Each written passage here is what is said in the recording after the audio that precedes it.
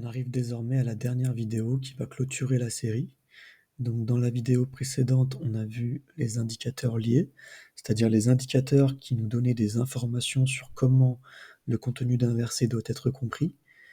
On a pu voir aussi qu'il pouvait y avoir plusieurs indicateurs dans un seul et même verset, et qu'ils pouvaient d'une certaine manière se combiner entre eux, s'influencer les uns les autres, jusqu'à même pouvoir changer la fonction d'un autre mot. Et on s'était quitté sur le verset du Coran que vous avez à l'écran, sourate 9, verset 4, et je vous avais demandé de réfléchir sur celui-ci, donc de méditer pourquoi, si je ne cite que ce verset tout seul, de façon isolée, tout le monde est en capacité de comprendre qu'il nous manque de l'information. Donc la réponse est parce qu'il commence par une exception. Et cela veut dire qu'il fait suite à quelque chose, qui doit nous expliquer de quelle exception il est question. Et que cette information n'étant pas présente dans le verset en lui-même, on est obligé de faire recours au verset précédent. Remarquez d'ailleurs que les anti-musulmans ou les pro-Daesh ne vous citeront jamais ce type de verset qui nous parle d'exception. Donc c'est justement ça les indicateurs séparés qu'on va voir dans cette vidéo, c'est simplement les indicateurs qui ne sont pas présents dans le verset en question et dont on est obligé de recourir à d'autres versets, voire d'autres sources, pour avoir l'information complète, afin d'avoir une bonne compréhension du Coran. Ce qu'on va voir dans cette vidéo, tout musulman se doit de le connaître, sinon il risque de passer à côté d'une bonne compréhension de l'islam. Donc la première catégorie des indicateurs séparés qu'on va voir, ce sont les versets dits adjacents, c'est-à-dire les versets qui suivent ou les versets qui le précèdent. Donc déjà, quand on a un verset qui commence par une exception, comme on vient de le voir, on comprend de suite qu'il est la prolongation d'un verset précédent.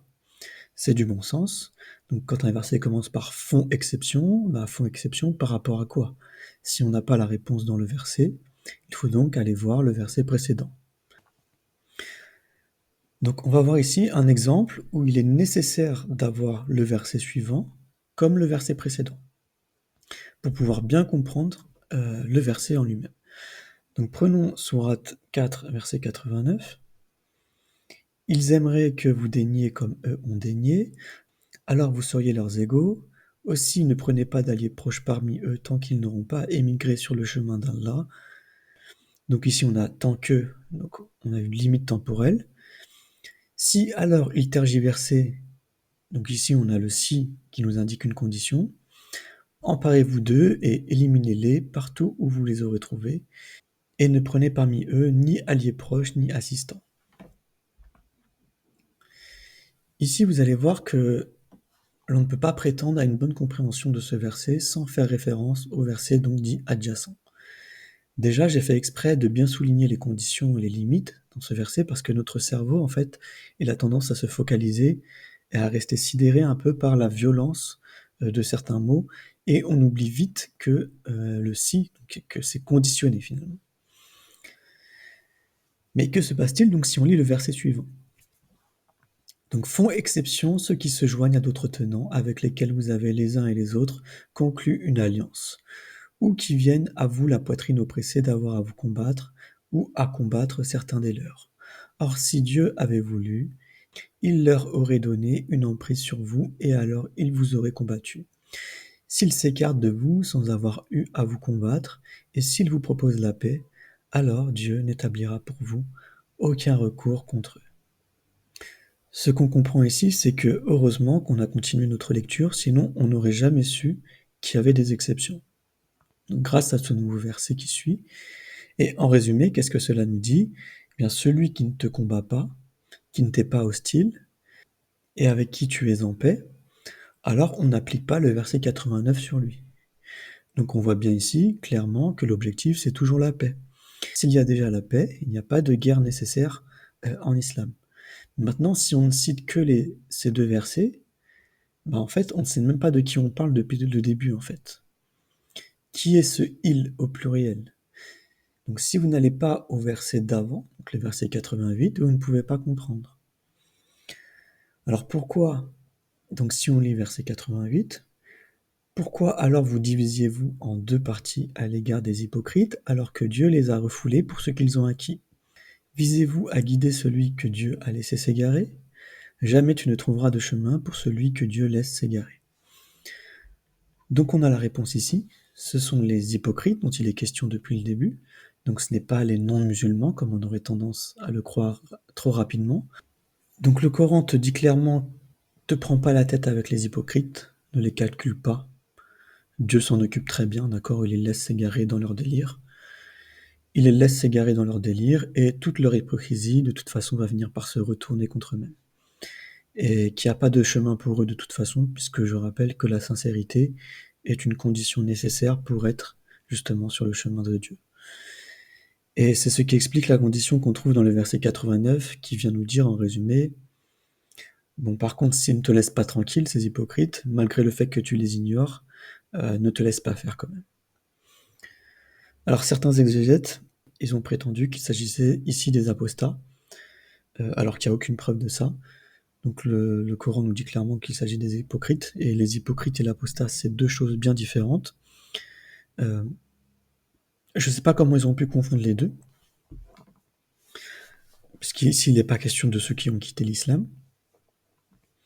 Et ça, c'est un problème de certains tafsirs, c'est qu'ils découpent les versets par blocs, pas forcément aux bons endroits, et ils ne font pas les liens en fait.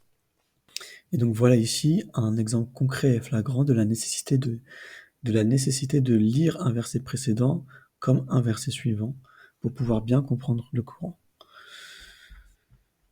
Donc autre indicateur séparé, ce sont les versets liés par un même sujet, mais qui ne sont pas adjacents cette fois-ci, et qui sont présents dans la même sourate. Donc si on prend par exemple le premier verset de la 8e sourate, donc sourate le butin, qui a été révélé suite à la bataille de Badr, donc en raison d'une dispute sur la répartition justement du butin. Donc si on lit le premier verset, il t'interroge sur le butin, dit « Le butin est à Dieu et à son messager, alors prenez garde à Dieu et réformez-vous mutuellement, et obéissez à Dieu et à son messager si vous êtes croyants. » Donc si on lit ce verset et qu'on s'arrête là, on a l'impression que le butin, en fait, amassé à la fin d'une bataille, doit revenir à Dieu et à son messager. Et si on lit le verset suivant, on n'a pas plus de précision sur le butin en lui-même, sur ce qu'on doit faire de lui. Mais ici, on est dans une sourate, et donc il va falloir la lire en entier pour qu'on puisse avoir un peu plus, justement, d'informations sur ce butin. Et effectivement, lorsqu'on arrive au verset 41 de la même sourate, donc on peut lire « Et sachez que, quel que soit le butin que vous ayez pris, le cinquième revient alors à Dieu et aux messagers, et à ses proches, et aux orphelins, et aux démunis, et aux voyageurs, si vous êtes croyants. Et parce que nous avons fait descendre sur notre adorateur dans l'instant, le jour de la discrimination, le jour où les deux groupes se rencontrèrent, Dieu, puissant sur toutes choses. » Alors là, on se rend compte justement que finalement, il y a un cinquième seulement qui revient à Dieu et aux messagers, ainsi qu'à ses proches, les orphelins, les démunis et les voyageurs. Donc il y a un problème de compréhension avec le premier verset. On pourrait y voir une contradiction. En fait, le premier verset rappelle que de toute façon, tout le butin appartient à Dieu, puisque dans l'univers, tout lui appartient. Donc Dieu, en lui-même, il n'a pas besoin de butin, d'accord ? Il n'a besoin de rien. Il subsiste par lui-même. Mais la meilleure façon de le répartir dans la voie de Dieu, ce butin, c'est la voie prescrite dans le verset 41. Et le fait que Dieu se soit cité uniquement dans le cinquième, et pas dans les 4 autres cinquièmes, montre que le fait de créer un butin durant une bataille, c'est pas une prescription qui vient de Dieu. D'accord ? Cette sourate, elle est descendue juste pour régler un conflit. C'est la répartition du butin, ce butin qui existe, qui est là, mais il n'y a aucun ordre dans cette sourate, ou quoi que ce soit dans le Coran ou dans la Sunna, qui nous impose de dépouiller les perdants de leurs biens et de créer un butin. Donc voilà pour l'importance de lire totalement une sourate si on veut bien comprendre, encore une fois, le Coran dans sa globalité et dans ses réalités premières. Donc ce qu'on vient de voir là, qui pourraient ressembler à des versets qui se contredisent, en réalité, c'est de la complétude d'informations. Le Coran va répéter plusieurs fois certains récits, mais en réalité, ces récits se complètent et apportent des choses nouvelles, de sorte à ce qu'il n'y ait justement pas d'ambiguïté. Si on isole un verset, il va y avoir des ambiguïtés, mais si on regroupe tout, euh, on va pouvoir effacer ces ambiguïtés. C'est ce qui nous est dit par exemple dans Sourate 39, verset 23. Dieu a fait descendre par étapes la plus excellente nouvelle, une écriture impliquant une symbolique répétitive. Les peaux de ceux qui redoutent leur enseigneur en frissonnent, puis leur peau et leur cœur s'attendrissent au rappel de Dieu. Telle est la guidance de Dieu. Par elle, il guide qui il veut. Qui Dieu laisse s'égarer n'a pas de guide. Alors, ces versets qui se répètent, mais qui en fait ont des nuances, justement, ils viennent se compléter. Mais certains ont prétendu que comme ils ne se répétaient pas de manière similaire, alors on pourrait y voir des contradictions. Alors je vais faire un petit rappel ici, c'est que déjà, pour savoir ce qu'est une contradiction, je vous renvoie à la première vidéo de la série. Mais pour qu'il y ait une contradiction, il faut donc qu'il y ait des informations contradictoires. Donc on va faire une petite démonstration ici pour démontrer que justement ce n'est pas le cas. Imaginez un verset qui contient une information A et un verset qui contient une information A et B. Est-ce qu'on peut dire qu'ils sont contradictoires? En fait, comment peut-on dire que l'information B contredit l'information A du premier verset, alors qu'elle est parfaitement en accord avec cette même information A dans le second verset? Donc encore une fois ici, les personnes qui prétendent qu'il y a des contradictions, c'est des personnes qui ne maîtrisent pas la logique. Et donc c'est pas parce qu'il manque l'information B dans le premier verset qu'on peut dire que c'est une contradiction. Peut-être qu'elle est sous-entendue, et justement c'est ce qu'on va voir.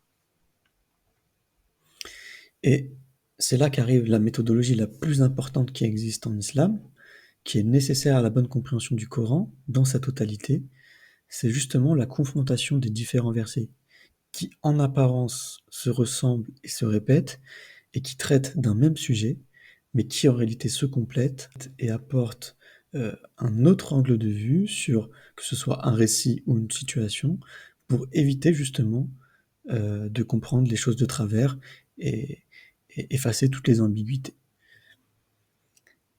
Donc cette méthodologie qu'on peut voir comme un puzzle où il faut rassembler les morceaux pour découvrir l'image la plus grande. Donc les savants ont comparé cette méthodologie plutôt aux constellations des étoiles et je vous en dirai un peu plus après l'exemple qu'on va voir justement maintenant.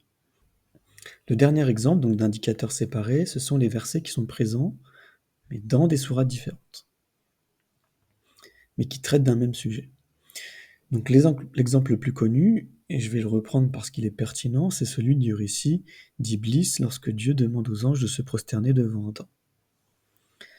Donc si on lit par exemple Coran 4, 88, « Or, lorsque nous avons dit aux anges « Prosternez-vous à cause d'Adam », alors ils se prosternèrent, sauf Iblis qui refusa et s'automagnifia et se trouva parmi les dénégateurs. » Et si on lit Coran 7, 11, « Et certes, nous vous avons créé, puis nous vous avons donné forme, puis nous avons dit aux anges « Prosternez-vous à cause d'Adam ».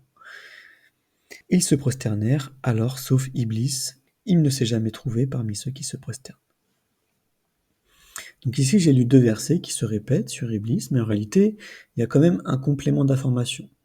Dans le premier, il s'auto-magnifia, donc il s'enfla d'orgueil, et il était parmi les dénégateurs.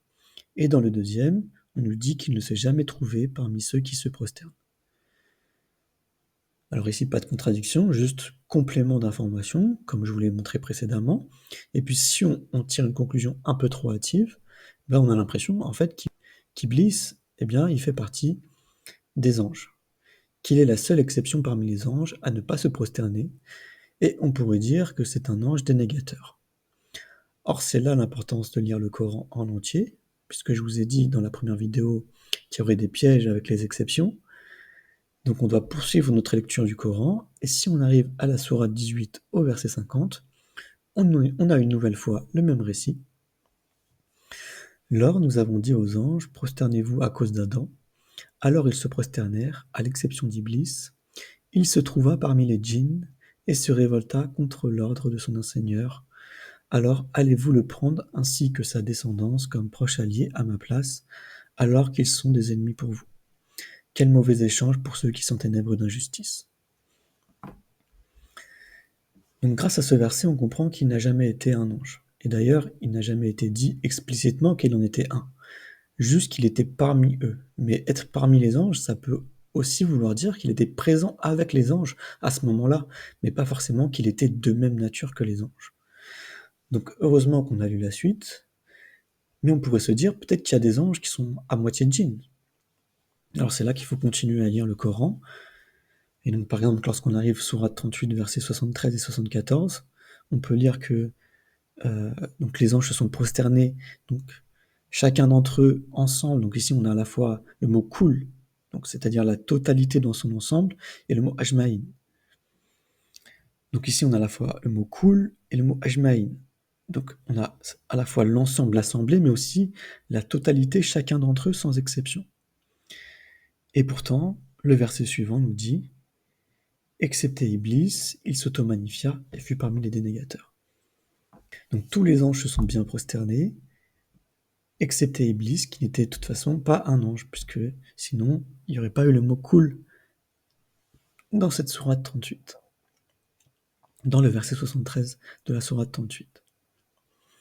Puis après, on peut aller dans la nature des anges et des djinns. Donc, par exemple, on peut lire sourate 66, verset 6.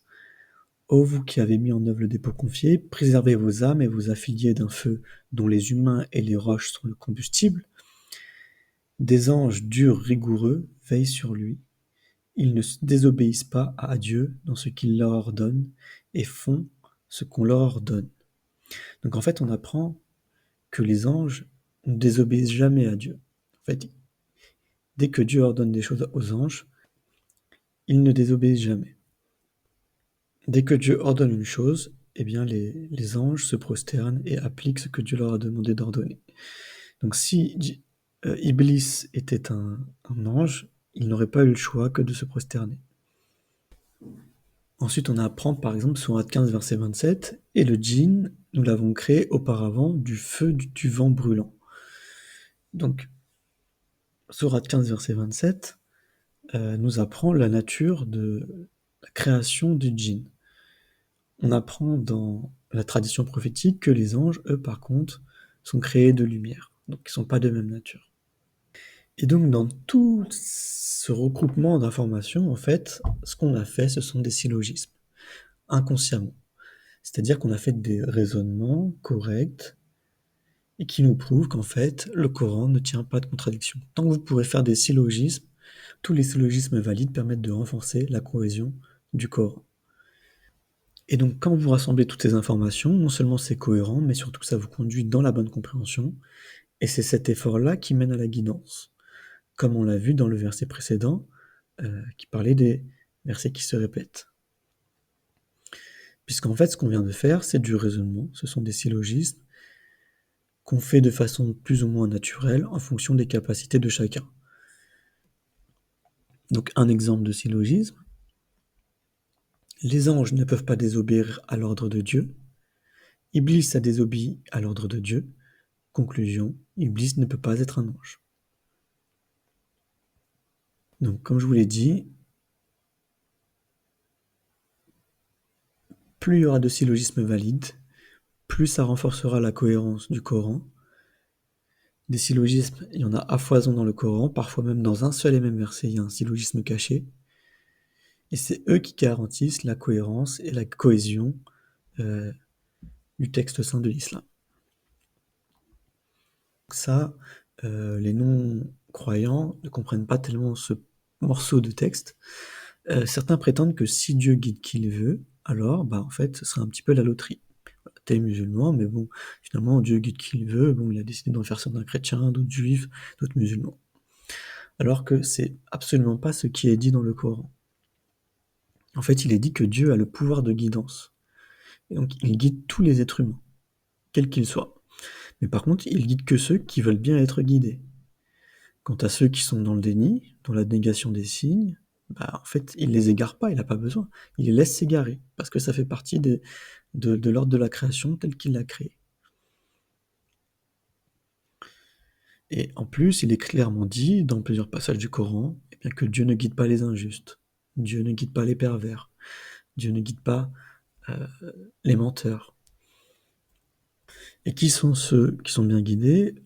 On trouve la réponse sur Matthieu verset 82. Ceux qui ont mis en œuvre le dépôt confié et ne l'ont jamais revêtu des ténèbres de l'injustice trouvent la sécurité. Et ils sont bien guidés. Donc en fait, la guidance, elle est liée aussi à la notion de justice et d'injustice. D'accord? Et pas forcément à la notion de souffrance, comme on peut souvent l'entendre. Au contraire. Donc même la guidance, en fait, elle est conditionnée. Donc ici, on peut faire un autre syllogisme. Donc Dieu guide qui il veut. Dieu ne guide pas les gens injustes. Conclusion, Dieu guide les gens qui ne sont pas injustes. Donc cette méthodologie qu'on a vue, qui consiste à rassembler tous les versets du Coran qui traitent d'un même sujet, eh bien les savants l'ont comparé aux constellations des étoiles dans le ciel. Donc une constellation, c'est un ensemble d'étoiles qu'on connecte entre elles pour donner une forme, et elle permet aux navigateurs ou aux voyageurs de pouvoir se repérer dans l'espace pour savoir quelle direction doit-on prendre. Donc ça, c'était dans les siècles passés. Évidemment, aujourd'hui, on a des moyens technologiques un peu plus avancés pour se repérer, mais ce qui est important de comprendre, c'est que tout comme la lumière des étoiles guide les gens pour savoir où ils vont, de la même manière, la lumière contenue dans les versets du Coran, lorsqu'on les rassemble et qu'on forme des constellations de versets traitant d'un même sujet, eh bien cela nous ouvre une voie, un chemin qu'il nous faut emprunter si l'on veut avoir une bonne compréhension de l'islam, et c'est comme ça que Dieu guide les gens et qu'il laisse s'égarer ceux qui ne veulent pas faire d'efforts et se contentent d'un seul verset pour tirer une conclusion générale.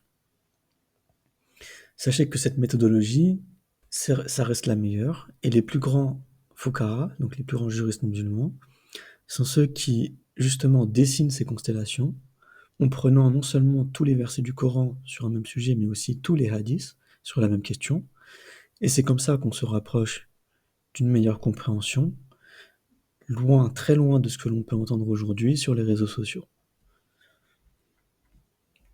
Donc on a terminé la série, c'est maintenant qu'on se quitte. J'espère que cette science vous aura été profitable et utile, que la paix, la miséricorde et la bénédiction divine soient sur chacun et chacune d'entre vous.